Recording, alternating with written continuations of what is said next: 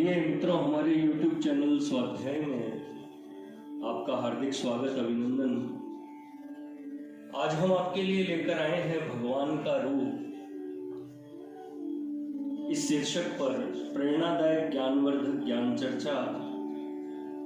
अगर आपने हमारे चैनल को लाइक और सब्सक्राइब नहीं किया है तो आपसे निवेदन है, कृपया चैनल को लाइक और सब्सक्राइब अवश्य करें।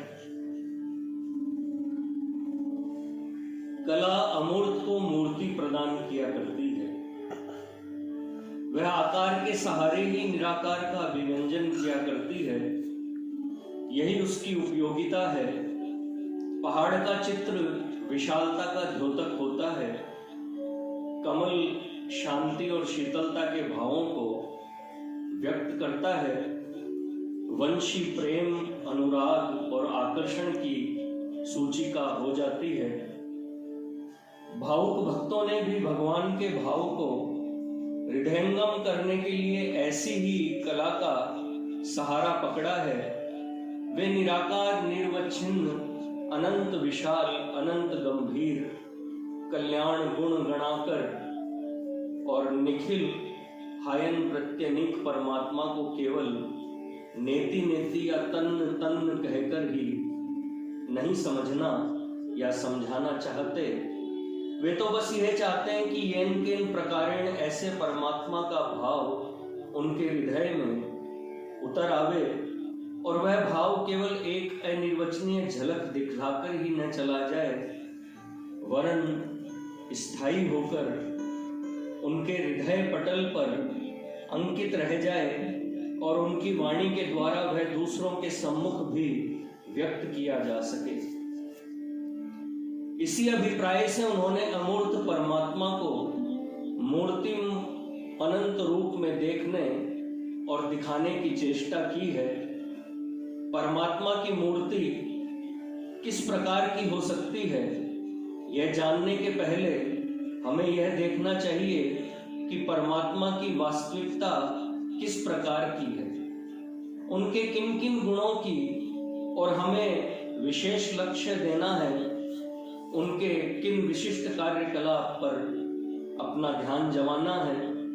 यदि एक बार यह निश्चय हो चुका, तब कला अवश्य ही हमारी सहायता के लिए आगे आकर ऐसे भगवान का एक विशिष्ट रूप हमारी आंखों के आगे खड़ा कर देगी।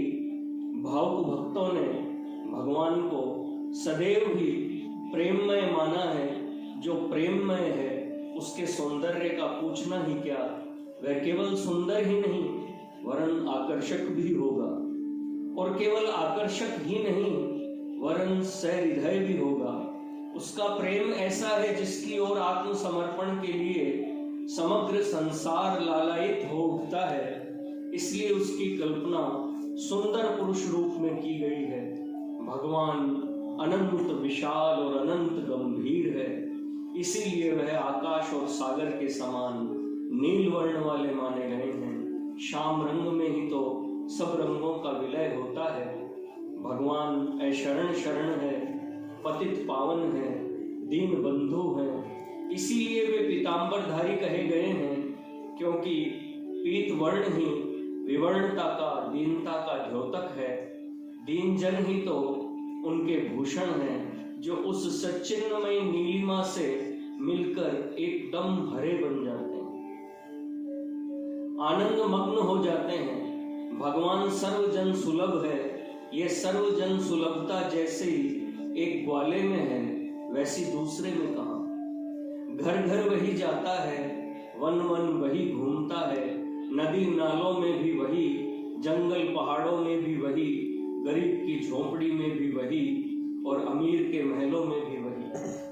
तब भगवान को यदि पुराणकारों ने गोपाल श्री कृष्ण के रूप में व्यक्त किया है तो क्या बुरा किया है।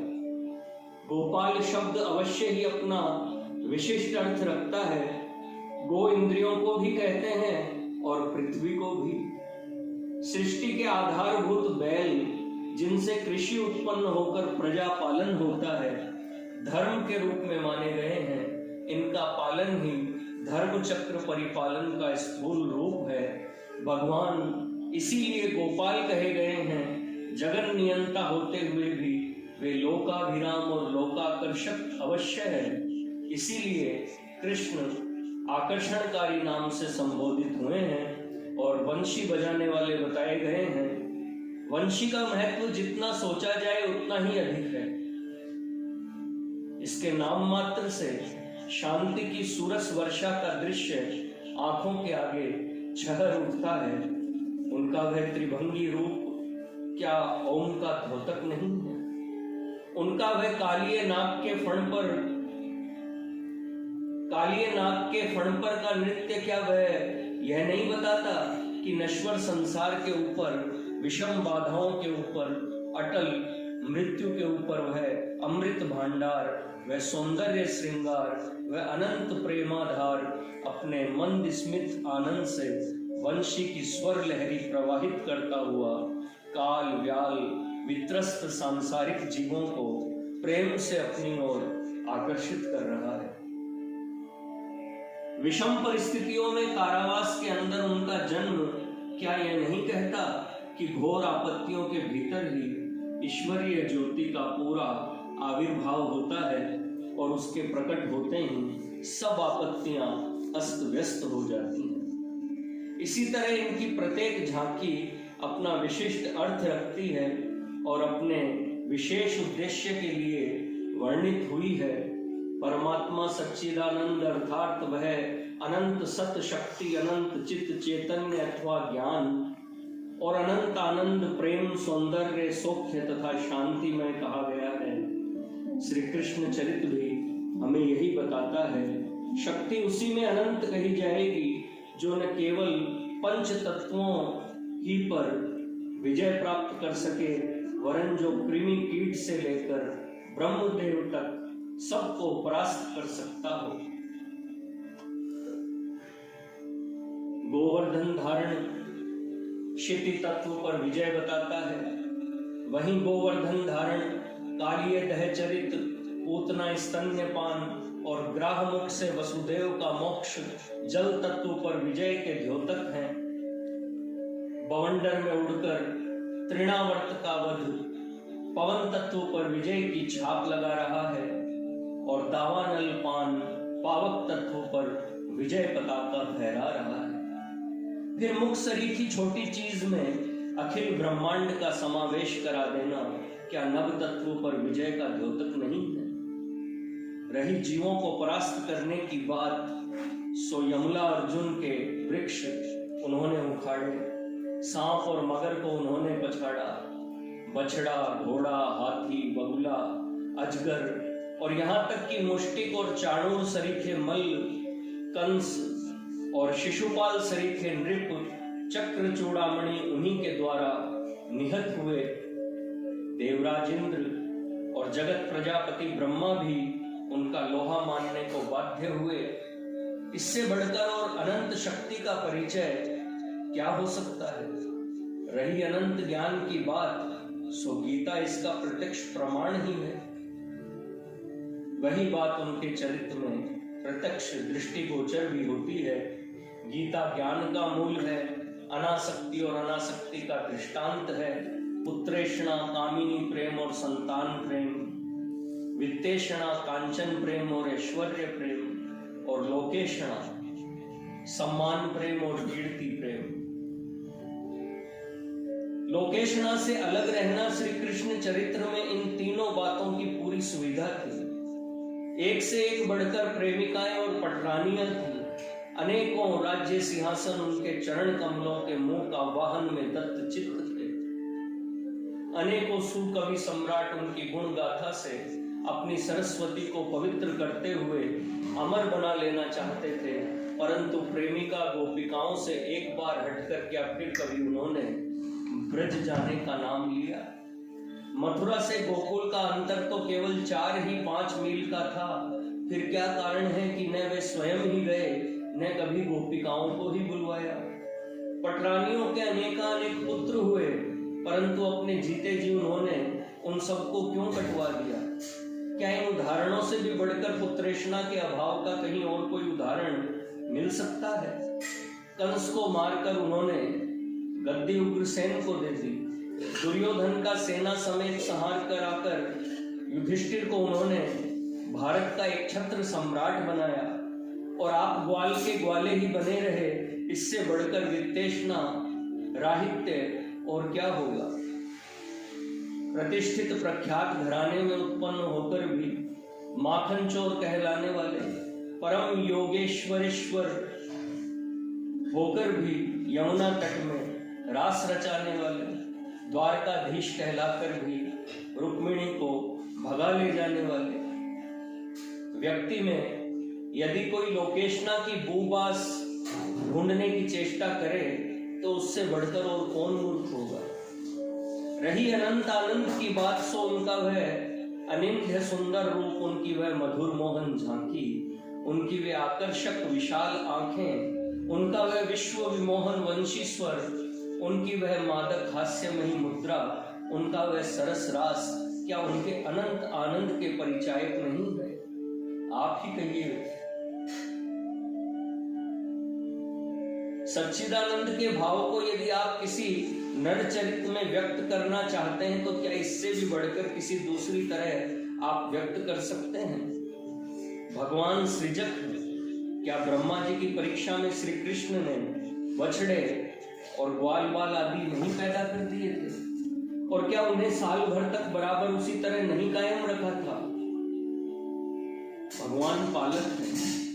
सो क्या श्री कृष्ण ने भी दुष्टों का दमन, साधुओं की रक्षा और सद्धर्म की संस्थापना द्वारा वही पालन कार्य नहीं कर दिखाया है? भगवान प्रलय करता है तो क्या श्री कृष्ण चरित्र में हम वध, युद्ध, संहार आदि के दृश्य नहीं पाते हैं? सृष्टि, स्थिति और प्रलय का कार्य ही भगवान का मुख्य कार्य माना जाता है। श्री कृष्ण चरित्र में भी हमें तीनों बातें स्पष्ट मिलती है। इस विशाल चरित्र को केवल उस दृष्टिकोण से देखने की तबीयत भर चाहिए। भगवान ऐश्वर्य के स्वामी हैं, परंतु वे भक्त के वश में रहा करते हैं। यही हाल रुक्मिणी और राधा के चरित्र से विदित होता है। बड़े बड़े सांसारिक लोग लक्ष्मी ऐश्वर्य के लिए लालायित रहते हैं और उसे अपनी बनाना चाहते हैं, परंतु उसके अधिपति तो एकमात्र भगवान हैं। लोग अहम मन्य बनकर उसे पाने के लिए अग्रसर होते हैं, परंतु परमात्मा बरबस उसका हरण कर अहम मन्य मानवों का दर्प दलन कर दिया करते हैं।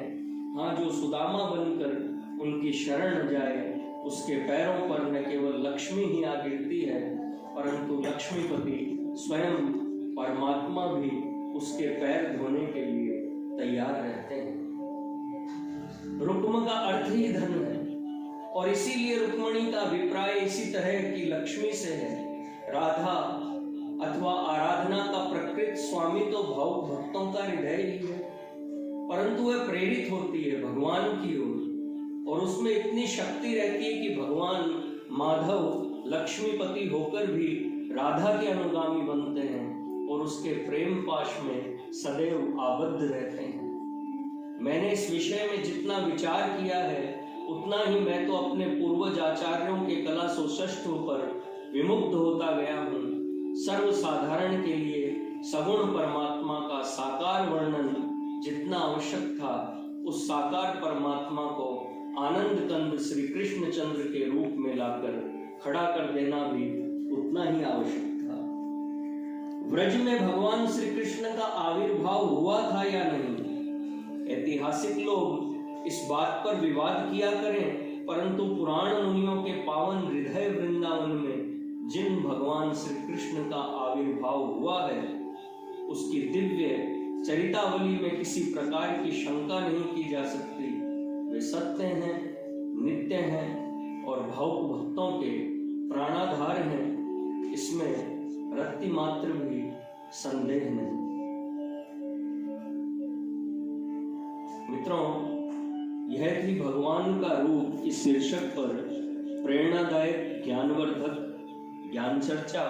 अगर आपको हमारा चैनल पसंद आए तो इसे लाइक और सब्सक्राइब अवश्य करें। धन्यवाद।